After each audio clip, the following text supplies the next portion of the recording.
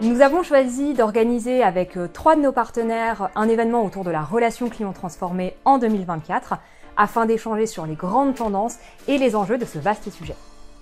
L'information marquante serait comment allier l'humain et l'intelligence artificielle. Comment trouver le juste équilibre entre les deux. Aujourd'hui, j'ai présenté comme cas client Darty, chez qui nous avons mis en place le bot omnicanal qui permet donc grâce à l'IA générative d'orienter le client qui contacte Darty vers le meilleur parcours de résolution. Ainsi on réduit les appels entrants et également on augmente la joignabilité pour les clients. L'agent augmenté grâce à l'IA, ça c'est vraiment un sujet qui est passionnant d'une part et qui devrait beaucoup nous aider dans notre expérience client au quotidien. J'aimerais en savoir plus sur la façon dont on peut créer des modèles de réponse par mail pour nos agents afin de faciliter leur montée en compétences et s'assurer qu'ils auront le bon ton et le bon contenu pour répondre aux demandes de nos clients. Un des cas de clients qu'on a présenté aujourd'hui, c'était Fnac Darty.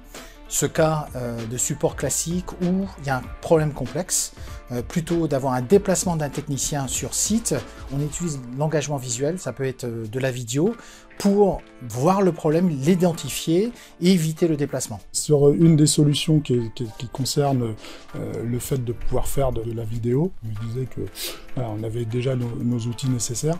Et en fait, je trouve qu'il y a vraiment la valeur ajoutée. Il y a plein de cas où on pourrait l'utiliser.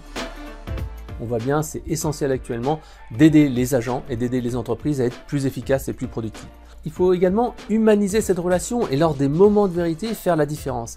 Et en cela, valoriser les agents et leur travail est essentiel et c'est ce qu'on fait avec le module Bravo. Alors la chose qui m'a marqué, c'est la partie Bravo dans les enquêtes de satisfaction qui permet à un client de pouvoir féliciter un agent avec lequel il était en relation et quand il a été particulièrement satisfait de son interaction.